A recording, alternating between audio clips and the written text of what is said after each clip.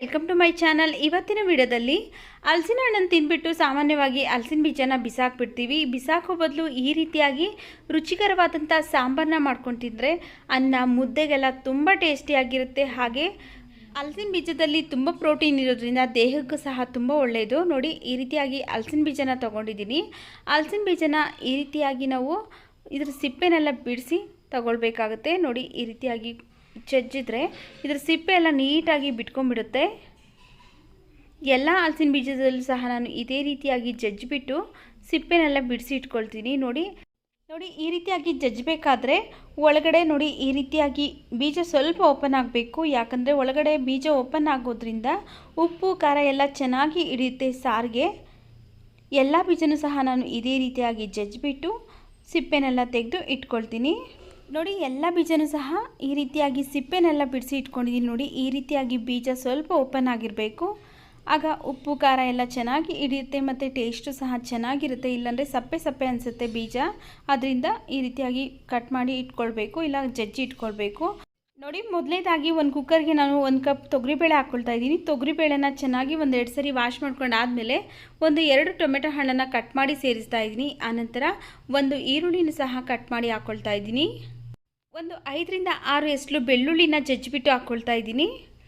ಹಾಗೆ ಈಗ ಸಿಪ್ಪೆ ತೆಗೆದಿರುವಂತಹ ಹಲಸಿನ ಬೀಜನ ಇದಕ್ಕೆ ಸೇರಿಸ್ತಾ ಇದ್ದೀನಿ. 1-2-3 ಸ್ಪೂನ್ ಆಗೋಷ್ಟು ಹಸಿ ಕಾಯಿ ತುರಿ ಹಾಕ್ಕೊಳ್ತಾ ಇದ್ದೀನಿ.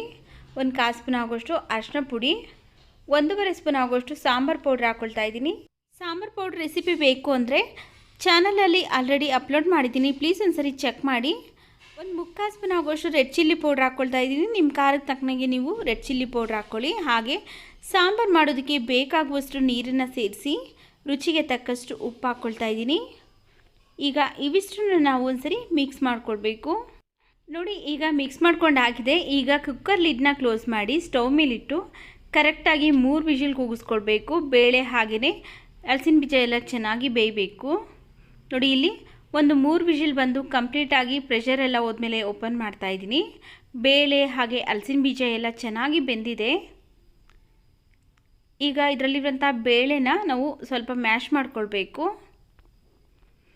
ಯಾವುದೇ ಕಾರಣಕ್ಕೂ ಇದರಲ್ಲಿರುವಂಥ ಹಲಸಿನ ಬೀಜನ ಮ್ಯಾಶ್ ಮಾಡೋದಕ್ಕೆ ಹೋಗಬಾರ್ದು, ಬರೀ ಬೇಳೆ ಅಷ್ಟನ್ನೇ ಮ್ಯಾಶ್ ಮಾಡ್ಕೊಳ್ಬೇಕು. ನೋಡಿ, ಈಗ ಮ್ಯಾಶ್ ಮಾಡ್ಕೊಂಡಾಗಿದೆ. ಇಷ್ಟು ಮಾಡಿಕೊಂಡ್ರೆ ಸಾಕಾಗುತ್ತೆ.